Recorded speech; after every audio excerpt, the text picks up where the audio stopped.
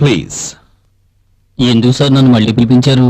మామూలుగా పోలీస్ వాళ్ళకి ఇన్ఫార్మ్ చేసిన తర్వాత ఆ చుట్టుపక్కల వాళ్ళకి ఇన్ఫార్మ్ చేయాలి కదా, కానీ మీరు ఎందుకు అలా చేయలేదు? హత్య జరిగిన విషయం ఎవరికైనా చెబితే లేనిపోని గొడవలు జరుగుతాయన్న భయంతో ఈ ఇంటికి తాళం పెట్టి వెళ్ళిపోయాను. ఆ టైంలో మీరు జాన్ శామ్యూయల్ కి ఫోన్ చేశారు. మీరు ఫోన్ చేశారనే కదా శామ్యూల్ మాతో చెప్పాడు. అవును సార్, నేనే ఫోన్ చేసి చెప్పాను. కానీ మీరు హత్య జరిగిన ఇంట్లోంచి ఫోన్ చేసి చెప్పలేదు కదూ? లేదు సార్, నేను మా ఇంటి నుంచి చేశాను. అబద్ధం. లేదు సార్, నేను చెప్పేది నిజం. అబద్ధం. బషీర్ సార్, ఇది హత్య జరిగిన ఇంటి తాలూకు కాల్ డీటెయిల్స్. మీరు ఉదయం 7:35 పోలీస్ స్టేషన్ కి ఫోన్ చేసిన 2 నిమిషాల లోపలే అదే నంబర్ నుంచి జాన్ శామ్యూయల్ నంబర్ కి కూడా ఒక ఫోన్ కాల్ వెళ్ళింది. అది నువ్వే చేశావని మాకు బాగా తెలుసు. చెప్పు త్రినాథ్, నీకు శామ్యూయల్ కి ఉన్న సంబంధం ఏమిటి? మీరిద్దరూ ఏం మాట్లాడుకున్నారు ఆ రోజు? బై ఎలక్షన్ లో మోహన్ సీట్ దొరికినట్టు శామ్యూల్ ఫోన్ చేసి చెప్పాను. మోహన్ సీట్ వచ్చిన విషయం తెలిసి మోహన్ ఎలాగైనా తప్పించాలని శామ్యూల్ నాతో మాట్లాడాడు. ఆ రోజు పోలీస్ స్టేషన్ ఫోన్ చేసిన తర్వాత నేను శామ్యూల్తో ఫోన్లో మాట్లాడాను. నువ్వు నిజమే చెప్తున్నావా? అవును, నేను మోహన్ గారి ఇంట్లోంచి మాట్లాడుతున్నాను. నువ్వు అక్కడే ఉండు, నేను వెంటనే వచ్చేస్తాను. ఓకే.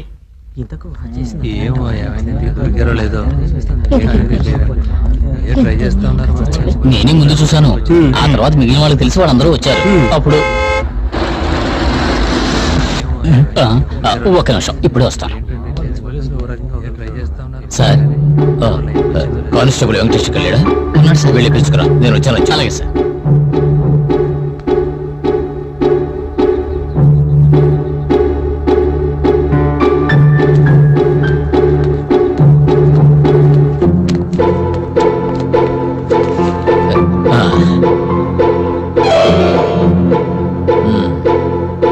శ్రీనాథ్, నువ్వు వెళ్ళు.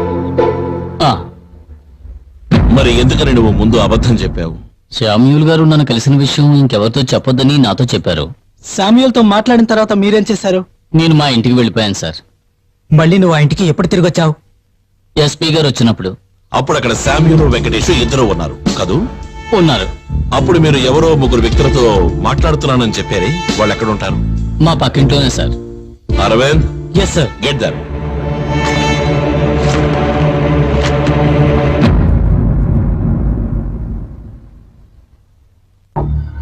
ఆ తర్వాత కానిస్టేబుల్ వెంకటేష్ ని మీరు చూసారా?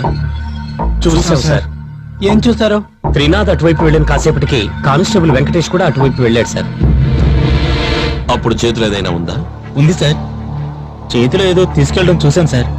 అతను దాన్ని జీపులో పెట్టి లోపలికి వెళ్ళిపోయాడు సార్. లేదురా, ఆయన చేతులు ఏం లేదు. ఆయన తిన్నగా ఇంట్లోకి వెళ్ళడం మేము చూసాం సార్. లేదురా, ఆయన చేతిలో ఏదో పార్సల్ ఉంది, ఆయన తీసుకెళ్లి జీపులో పెట్టాడు. నేను చూశాను. మర్యాదగా నిజం చెప్తారా లేకపోతే? రాజీ, ఛ, ఏంటిది రాజీ? కాదు సార్, వీళ్ళు నేరస్తులేమి కారు కదా. They are trying to help us. మన దేశంలో పోలీసులకు భయపడే చాలా మంది నోరు తెరవడం లేదు. అది ప్రజల తప్పు కాదు, మన పోలీసుల తప్పు. మీరు చెప్పే కొన్ని విషయాలు, కొన్ని దృశ్యాల నుంచి మాకు కొన్ని క్లూలు దొరుకుతాయి.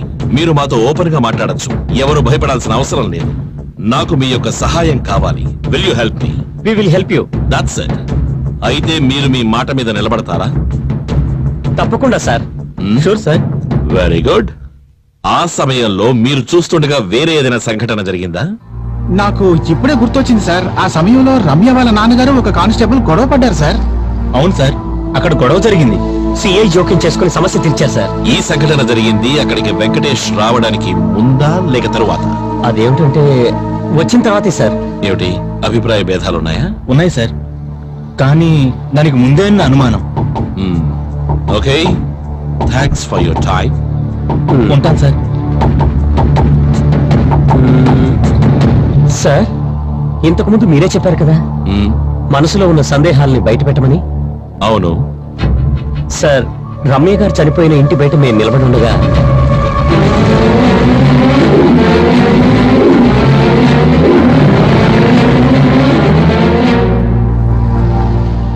ఆ విషయంలో మీకు ఏమిటి అనుమానం? ఏం లేదు సార్, అటువంటి ఆల్టరేషన్ చేసిన బైక్ ని మేము ఇంతకు ముందు చూసిందే లేదు sir.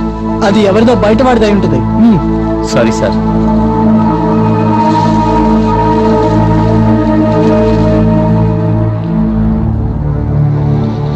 Sir, what do you think? దేని గురించి సార్?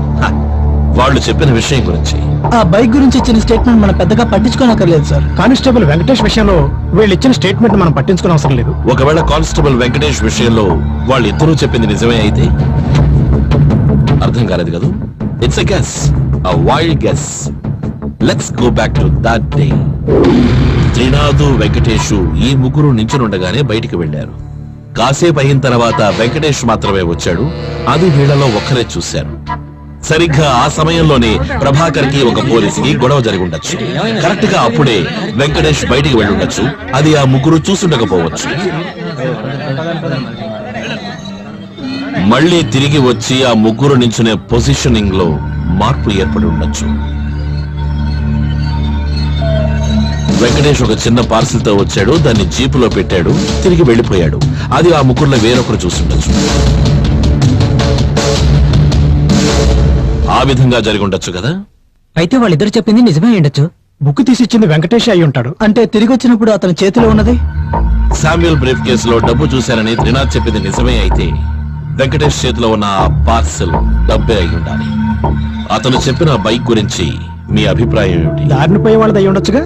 అది దారిని పోయేవాడిది కాదు.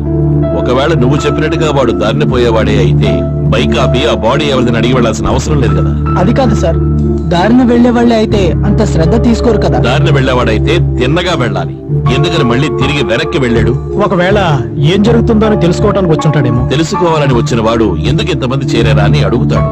అంతేకాకుండా అటువంటి బైక్ ఇంతకు ముందు ఈ ఏరియాలోనే చూడలేదు అని అతను చెప్పాడు కదా. ఆ బైక్ మీద వచ్చిన వ్యక్తి తిరిగి వెళ్లడం వల్లే అతనికి అనుమానం కలిగింది. తిన్నగా వెళ్ళుంటే అనుమానించాల్సిన అవసరం లేదు కదా. తన అనుమానాన్ని తీర్చుకోవడం కోసం ఆ వ్యక్తిని పిలిచి అడగలేదు. ఆ బైక్ లో వచ్చింది ఎవరై ఉంటారు, ఎందుకని వచ్చుంటారు? వాడు ఎవడైనా సరే రమ్య చనిపోయిందా లేదా అని తెలుసుకోవడం కోసమే వచ్చుంటాడు. సార్, రమ్య గారు మరణించిన ఇంటి నుంచి కానిస్టేబుల్ వెంకటేష్ మధ్యలో వాళ్ళ ఇంటికి వెళ్ళొచ్చినట్టుగా ఎస్ఐ చెప్పారు. ఎందుకని? వాళ్ళ ఇంట్లో ఏదో ముఖ్యమైన పని చెప్పాడట. మళ్ళీ అరగంట గడిచాక వచ్చాడని చెప్పారు. మనం క్రాస్ ఎంక్వైరీ చేయాలి. హలో, వెంకటేష్ గారు ఇల్లేనా? అవునండి. నేను స్టేషన్ నుంచి సుధాకర్ మాట్లాడుతున్నా. వెంకటేష్ గారిని శ్యాంప్రసాద్ గారు అరెస్ట్ చేశారు. భగవంతుడా, ఎందుకు? రమ్య హత్య కేసులో ఈయనకేదో సంబంధం ఉందట. ఆ రోజు వెంకటేష్ గారు మీ ఇంట్లో డబ్బులు పెట్టారు కదా, దాని గురించి పెద్ద గొడవలు అవుతున్నాయి. ఎట్టి పరిస్థితుల్లోనూ ఆ డబ్బు మీ ఇంట్లో ఉంచకండి. అది మీ ఇంట్లో ఉంటే రెడ్ హ్యాండెడ్ గా మీరు దొరికిపోతారు. ఒకవేళ దొరికిపోయారంటే వెంకటేష్ గారిని ఉద్యోగం నుంచి తీసేస్తారు. ఏమిటి దేవుడా ఈ పరీక్ష?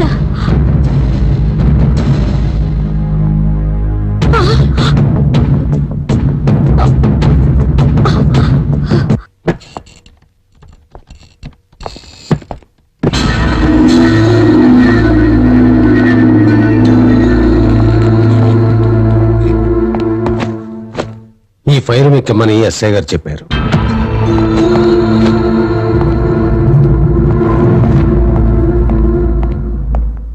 ఆ డబ్బు బ్యాంకులో కడితే అనుమానం వస్తుందని ఇంట్లోనే పెట్టారు. నెల నెల జీతం రాగానే దాంతో పాటు కొద్ది కొద్దిగా కట్టొచ్చని ప్లాన్ వేసుకున్నాం.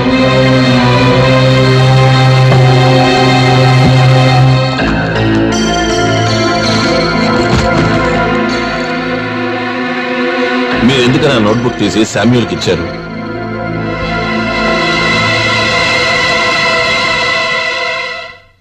శ్రీనాథ్, నువ్వు వెళ్ళు. సరే. ఉదయం నేను ఫోన్లో చెప్పిన పని చేసావా? ఆత్మహత్య లెటర్ ఏం కనిపించలేదు సార్. అది నాకు తెలుసు. నేను చెప్పింది తీసుకొచ్చావా? లేదు సార్, అది చాలా కష్టమైన పని. ఎస్ఐ సిఐ అక్కడి నుంచి కదలట్లేదు సార్. బుక్ తేవడానికి ఏమిటయ్యా నీకు సమస్య? సార్, అది చాలా రిస్క్. తెలిసిందంటే నా ఉద్యోగం పోతుంది. బై ఎలక్షన్స్ లో గెలిస్తే నేను మంత్రిని అవుతాను. అప్పుడు నీకేమిటి భయం?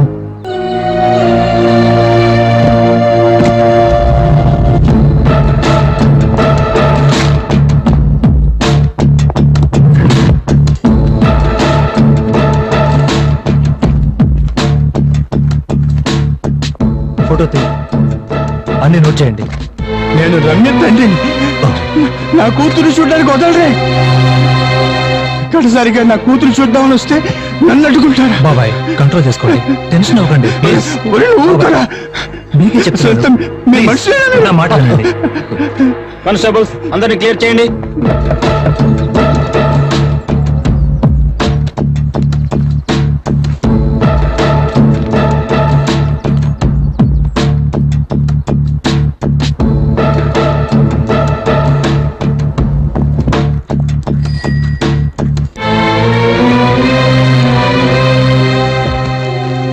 అసలైంది ఉంది. ఆ, ఎప్పుడు కావాలి? వద్దు సార్. అయితే సరే. పోనీ ఇప్పుడే ఇచ్చాడు సార్.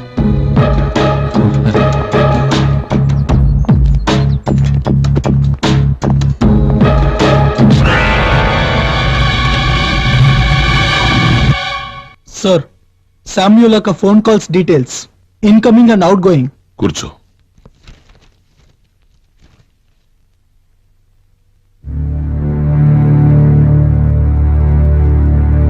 టూ 2570-663 258-7741.